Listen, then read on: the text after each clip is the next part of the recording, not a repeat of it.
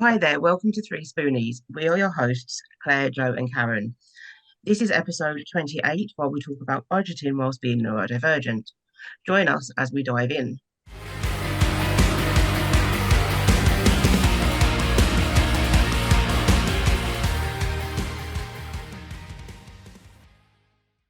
At Grow Radio, we've launched and supported countless podcasts, and we'd love to do the same for you. Just hit record and we'll handle the rest. No editing stress, no technical faff, just a great podcast released exactly when you want. We've helped business owners, coaches, creatives, and community leaders turn their ideas into professional podcasts. Whether you're sharing industry insights, telling incredible stories, or growing your brand, we make the process simple and stress-free. Want to learn more? Our workshops and courses will guide you through everything from planning to promotion. So, if you're ready to bring your podcast to life, let's chat. Message us on social media or reach out to Gary Jones, the founder of Grow Radio. We'd love to help you get started. I'm Claire from Sparkle's Gift Boutique. I'm Joe from Bright Cat Business Solutions. And I'm Karen from Pony Pony Pony. And together we are 3Spoonies navigating our way through life and business with not enough spoons. It's definitely a thing today. Today we have Lawrence Watmore with us, who is going to be talking to us about all things accounting. I know it's something I need help with a lot of the time. So Joe, over to you. Thank you. Actually, over to Lawrence. Lawrence, would you like to introduce yourself and tell everybody what you do? I'm Lawrence Watmore. I run Watmore Co Accounting. Effectively, we are accountants and bookkeepers for neurodivergent individuals who find accounting or numbers in general more tricky. Let's put it that way. That's us in a nutshell. Fabulous. Okay, so as we're talking budgeting when neurodivergent, what are some of the pitfalls that the neurospicy find? Budgeting in general is a difficult one usually, but budgeting and cash flow kind of go hand in hand. Budgeting, you'd say, okay, for the year, I'm going to say this a certain amount is for rent, but that might change, and then your cash flow kind of needs to follow that. Other things are systems like Xero, Sage, QuickBooks. Those kind of systems can be a bit overwhelming. The amount of information they can provide is overwhelming. The amount of stuff that you need to do is overwhelming. If you look at your bank statement and you find that you've got more than 10 transactions on there, that can be overwhelming. Yeah, overwhelm's a big one that we find. That's probably the biggest. Yeah, I mean, I've currently got a client who's got ADHD, and her Xero was an absolute mess, and we've spent maybe 10 hours cleaning it up. Yeah, that sounds about right. It's all nicely clean now. Nice. Good. But as somebody who's not a bookkeeper, I look at more of the logical admin type stuff and tech. Even I'd struggled with it, and I don't use anything like that in my own. I have a spreadsheet. I need to move over, but I have a spreadsheet. But yeah, I can understand the difficulties. She'd have an anxiety attack about it and just not do anything with it. So it's also the jargon that comes through, even in Xero, even in QuickBooks. When you say tax, okay, what rate of tax? If you have just stepped into business, you're not going to know. And then you've got your own income tax. And then if you open up a limited company, you've got corporation tax. And then, the amount of jargon just increases the more you fall into business, which is something that we try and do. We try and make sure that there's no jargon in anything that we actually do. Or we say, okay, jargon warning, this is going to be this, but then that means this. The best software that I've found that shies away from jargon is something like Free Agent, where they say money in, money out. They don't say owed to you, owing from you, anything like that. They say money in, money out. Nice and easy. So there's one I do like to kind of remove jargon, but that's another big barrier. Yeah. Definitely. And what you say about your client having a huge amount of overwhelm and having then the list of things that you need to correct in your software, that's quite usual. Yeah, that's not. Yeah, it's not something that we don't come across often. We come across that a lot. Yeah. So I wouldn't ever worry about that. Just have a chat with someone that can help. Yeah. Another problem they also have is chasing invoices. They hate it. We all hate it. But she would go, oh yeah, I need to do this. Then nope, I can't do that. And then it just sit. Do you find that a lot with your clients as well? Yes, something that's quite large in the neurodiverse sphere is rejection sensitivity. And then that falls into, I don't want to chase my clients because they might reject me and therefore I lose a client and therefore I lose income. Something that actually happened to us a while back, and we dealt with it by setting up a direct debit system so that when an invoice goes out, it's automatically collected. I don't even need to tell them because the system does it all for me. Automations are brilliant like that. So like I said, we use Go Cardless. So before that, we didn't, and we were having to chase for invoices for payments, and it wasn't great. I know what you mean there. Yeah. I've experienced that one myself. It is the worst. Yeah. But yeah, I can see sort of a lot of neurodivergent people go, no, this scares me. I'm going to lose the business. And it's like, you're not being paid anyway. Yeah. It's a difficult one, especially when you're working with larger companies, because larger companies, I won't say any names, but they can have payment terms in their own contracts where they say, we're going to pay you within 90 days. I know a government organization, which again I won't name, is very bad at paying people, but also the large companies that you can kind of deal with, check their terms and conditions, see if you can get them to change that before you sign up for them, or get them to sign your terms and conditions where that supersedes theirs, and try and sort out a direct debit so you don't need to remember. Because object consistency is quite a large problem, let's say for ADHD. If it's not in front of you, you're not going to know. If I'm not in front of my partner, she doesn't know I exist. It's very similar. So I would say set up your invoices to be repeated, and then set up a direct debit system so that you don't need to chase for payment. Definitely. It's definitely good advice. So when you set up your accounting practice, did you decide to focus on neurodivergent folks to start with? Nope. That was something that we fell into because we had a huge amount of lived experience from ourselves, from our families, and my eldest son was going through his autism diagnosis. And now he's also got his ADHD diagnosis now, which was an interesting one. That kind of spurred us on to say, okay, there is a problem here with a lot of people that we're talking to. And we started having those conversations, and then it's kind of gone from there where we say, okay, we are only for neurodivergent people. Obviously, we will accept anyone that wants to work with us, but all of our processes, everything that we do, our communication, what we send out, everything is tailored to that person. So let's say they have ADHD with rejection sensitivity, we will send things that don't cause rejection. If they say that they have PDA, we will send things in a way it's not a demand. It's okay. Now, let's say, for example, your self-assessment is now due to be submitted. We'll say HMRC has now opened the period where you can submit your self-assessment. That's it.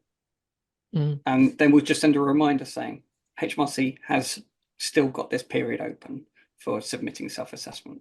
When it gets to the end, we might give them a call and say, just to let you know, the deadline is coming up, and this isn't a demand for you to do it, but if you don't, then there will be things like penalties and fines. I can't get around that being in the conversation, but we do our best. Yeah, just doing it where you can. Yeah, exactly. Anywhere we can, yeah. I suppose that takes a lot of thinking and sort of setting up those processes. Oh, yeah. We've gone through every practice management system there is to try and find the one that works. We've gone through every task management system there is to find the one that works. It's been a long process. We're almost in a year now when we've just settled on our systems, and we've changed according to our customers' needs, not ours. Yeah. So, yeah, it has been a journey. Sounds like quite an interesting one, though. Yeah. Even if also very stressful. Yes. Yeah. When you're trying to change when you're trying to move that much client detail, it can be interesting. Yes. Well, at least you found it now. Yes. So you do work with neurodivergent folks, and I assume you advertise as that. Yes. I had a question and now it's gone. Ladies, well, what if you ask a question? It's question-ish. Yeah, I think you hit the nail on the head when you said for some people that insurmountable task, it's not a difficult thing, it's that emotional response. I think you're 100% right. That's the correct way if you want information from someone. Sometimes the way that you ask for it can make a huge difference. Yeah, definitely. One of the main reasons we went down that path was that we were having quite a lot of clients coming to us saying that their accountant either didn't contact them in the way that they would prefer. Let's say, for example, they would only communicate by post, which was interesting in this day and age. But it's also that we've had a few conversations where people won't open their post because of what could be inside their post. That sounds like me. So we took it upon ourselves to be paperless so that we don't have that problem. And then others said that calling them is the only way to contact them. So, okay, all of our communication is done with that person by calling them. Others is done by email, and that email will have checklists so that they can tick the tasks off. Sounds amazing. Yeah. Just changing Spreadsheet Joe is just like, yes. Changing the communication style was definitely a game changer. Yeah.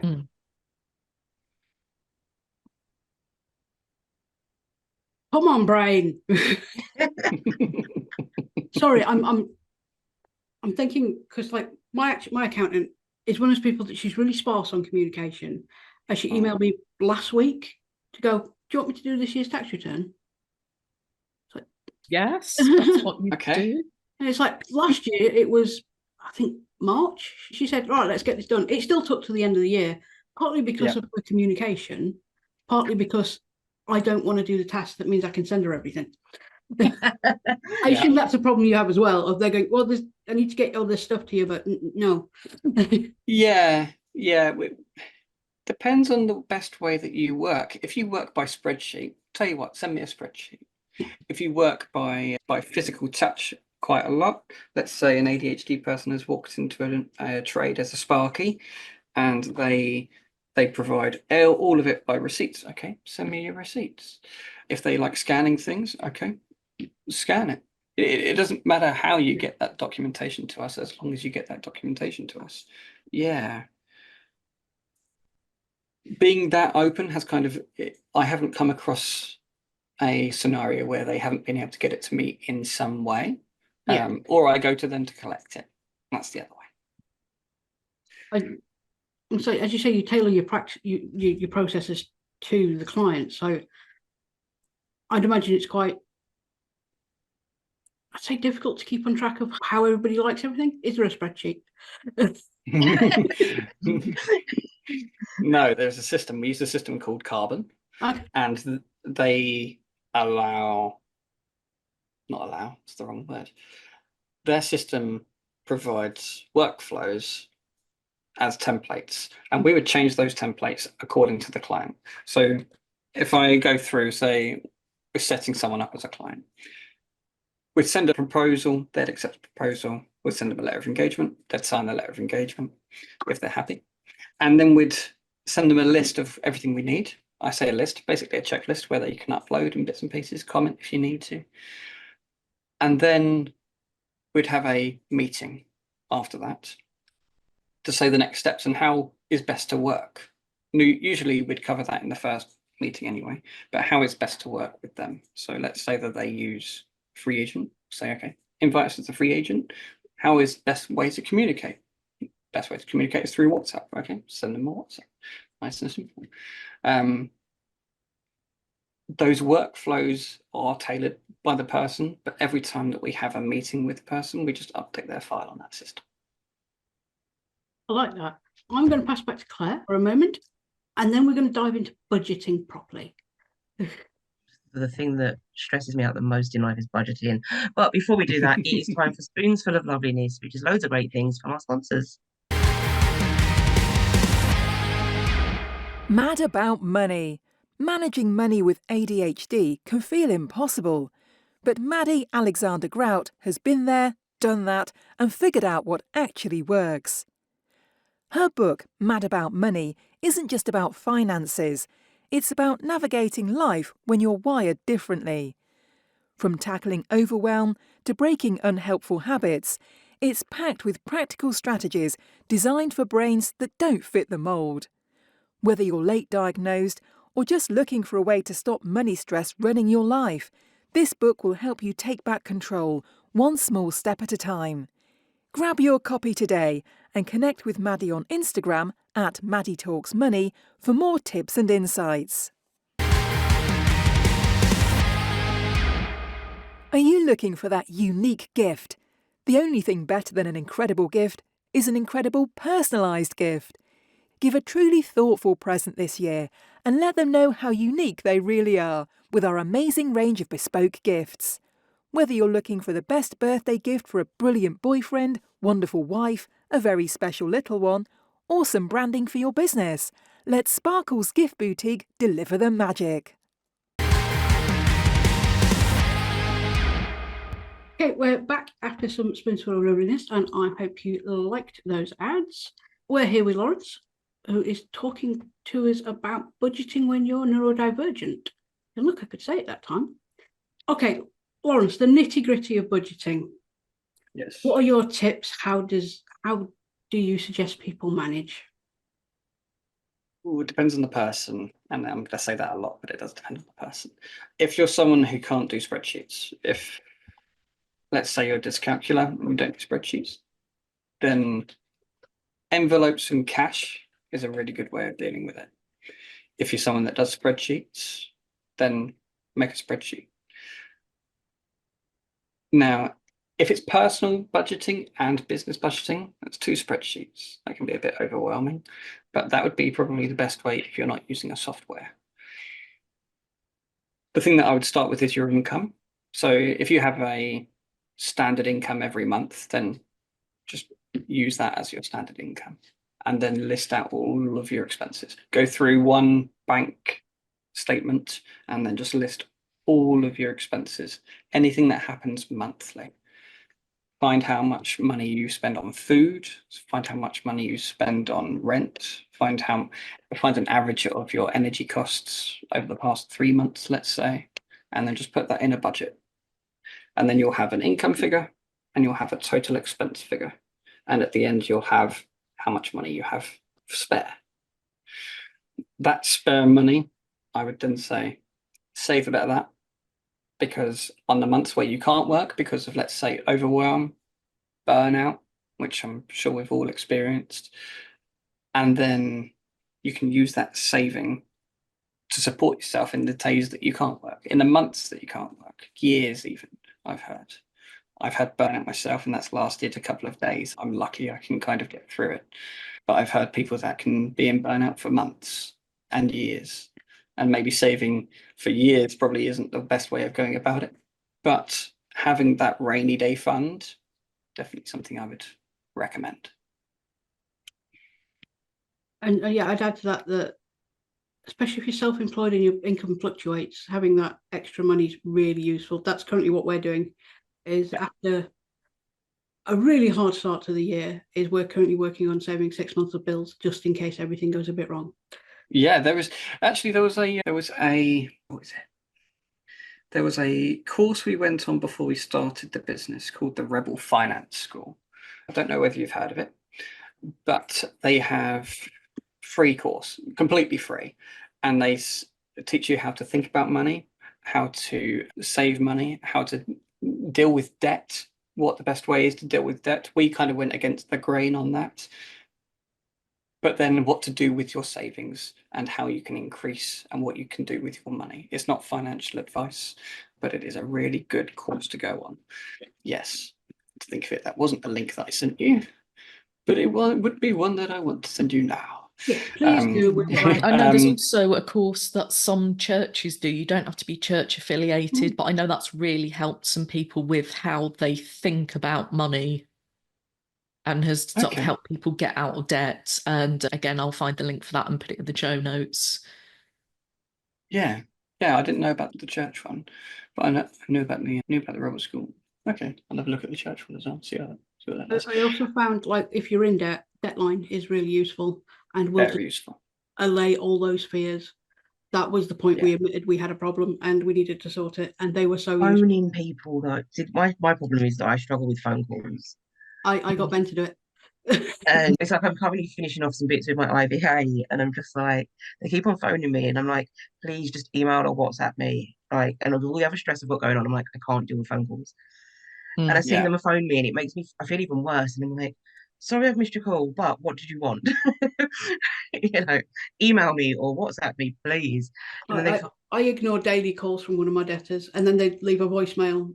They also email me, and I've seen it on the email. I can just go on and set up a thing. I'm just trying to work out at the end of this month how much to offer the 3 debtors. But I know at least one of them I have to call, and I don't want to. But yeah, currently, don't be, again, today's episode of Don't Be Like Joe. Don't ignore Don't do what we say. Don't do what we do. Do what we say. Do what Lawrence says. I've spent too much this year ignoring debtors. And hopefully by the end of this month it will be sorted and I'll actually be paying people, not as much as they want, but they can get something. Yeah, there was a point when I was very short of cash and I'd accidentally pay the wrong amount. Like if it was £200, I'd accidentally spend 20, so then I'd given them something. And I find sometimes when you should deal with things, you're sort of pushed back into your shell and it's exactly the wrong reaction. But I think it's very human to go, oh no, whereas, if you can talk to someone and be reasonable and say, this is the problem, this is why there's a delay, often there's things in place to help, or at least you're doing something to move towards it. Whereas if your natural reaction is go, things can get worse and there can be charges if you don't pay anything at all, and it can all go very pear-shaped very quickly. And we've been there, absolutely 100%. Yeah, there's a really good thing to do as well. If you haven't done it already with a loan, you can do payment holidays, and that can kind of give you a month or two if it's going to be a short-term fix. Other debtors, credit card companies, I know some of them do holidays on interest, depending on what situation you're going through. So it's definitely a good shout to give them a call. Don't be like, you've got someone else to do it. Yeah. I actually find I hate making phone calls, but once I'm talking to someone, I tend to be okay. It's that initial making the phone call. Once I'm there, I'm okay. It is that initial dialing the number and like, oh my God, I don't want to do it. I can put it off for months. Me too. Like, it's not a good skill, but to me, it's a really good skill. I find it's something I can make myself do for someone else. If there's someone who is in a worse position than me, I could phone up for them and advocate on my behalf. And then if I have to phone up myself, it's like, oh yeah, I can phone up anything to do with Dylan and all the stuff with his autism and stuff like that. I can phone it, I can fight it and back it all the way. When it comes to sorting out my own health problems, I'm a completely different person. Like I can advocate for Ricky and his mental health. But yeah, when it comes to me, just no, don't want to do it. Yeah, it's a theme that's running through our practice at the moment, where we offer a nominated person because of the social aspect of calling someone, not knowing who's on the end of the phone, not knowing what reaction you're going to get, which is one of the reasons why we say no judgment. We don't judge your situation at all. But having one person, one step removed, having that conversation for you helps in nearly every situation in life. Definitely helps some of our clients. Yeah. You can even, I think I'm right in saying you can even ask the CAB, Citizens Advice Bureau, to make phone calls for you. I need to check that, but I'm pretty sure they do. So if you need them to call, say, Deadline or your credit card or debt companies, I'm pretty sure they do. Yeah, I'll have to look into that. Yeah, it wouldn't surprise me if it's something they do. I mean, when applying for PIP, I got told, go to Citizens Advice Bureau, they'll help you. Of course, that was another thing that I put off because it was a big and scary form and I didn't want to do it, and I did it on the last day possible. Because my friend did say, why didn't you ask for an extension? It's like, because that still requires me to talk to somebody. Yeah, there are, but so it's fine. And now I just wait. I've seen a few people saying that they also help with forms like the DLA form, because that's another big one, especially for children. Actually, I think it's the same for children, but it's still a massive form. I know I almost split the envelope when I was putting all the sporting documents It's a lot, in. isn't it? Yeah, it's huge. Right. It's huge. Yeah, it's a lot of overwhelm. I'm the same as Joe. Like, I get a big form like that, and I'm just like, oh God, no. And yeah, but to be fair, I probably wouldn't have sent off my current one, like review stuff, if everything hadn't stopped. I'd have been like, oh God, I can put it off for longer. But now I have no money, and I'm like, no, I need it now. Help. And this is where me having a different head with money could have helped me, because I'm really bad at budgeting. Like, I can pay all my bills, but I look at money in the bank and then I can forget about certain things. And I'm like, oh, that's there, it's okay to spend it. And then I'm like, oh crap, no, it wasn't. That kind of leads into what I was going to ask, actually. A lot of bank accounts these days, you either have multiple bank accounts or you have ones that you can make spaces for like different things you're spending or saving. Do you recommend that? Because I find that very helpful. Depends on the person. I said I was going to say that a lot. Yeah, you did. Really. It depends on the person. So if it's someone who doesn't want to look at money because they might spend it, no, not a good idea. If you are someone who needs to look at everything and see the big picture, then yes, very good idea. Tax pots, if you're a self-employed person or even a limited company, tax pots, if you put, say, a certain amount of money aside, you can automate it through the bank. So that every time you get money in, regardless of whether you're putting money in or the client's paying you, it moves a proportion of that to the tax pot. You don't ever need to worry about it. But if you're someone who sees that money and goes, oh, I can spend that, then probably have a separate bank account with a separate bank, or take it out in cash and keep it in cash, and then put it in when you need to use it. Yeah, that's a good idea as well. And we have a separate bills account, and as soon as like money comes in, I have to throw it at the bills account, because otherwise I get excited and go, oh, got money. And I tend to go on manic spending sprees. So I racked up some credit card debt that way. Yeah. But I think that's something that I would like to mention, where the dopamine-seeking people among us, I am included in that one, can get into financial difficulty simply because they were chasing dopamine because of a bad situation.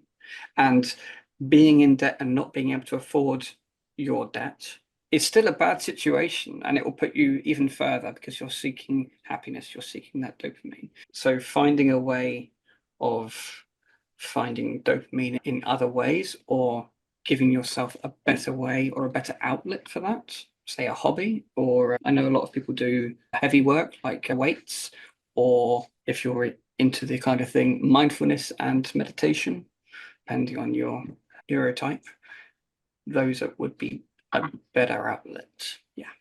I always found I'd go on a spending spree when things were bad, and then all of a sudden we didn't have the money to spend to do it, even on credit cards, and that was difficult. Now we're in a better position. I have started doing, every time I get a big invoice paid, I put so much into a space, and that's called my tattoo fund. Nice. I like it. Nice. It's actually got a purpose. Yeah, it's got a purpose. I've got a goal, and it's just, for example, I've got one client that pays in 20-hour blocks. That's 740 quid. That's 40 quid in my tattoo fund. Nice.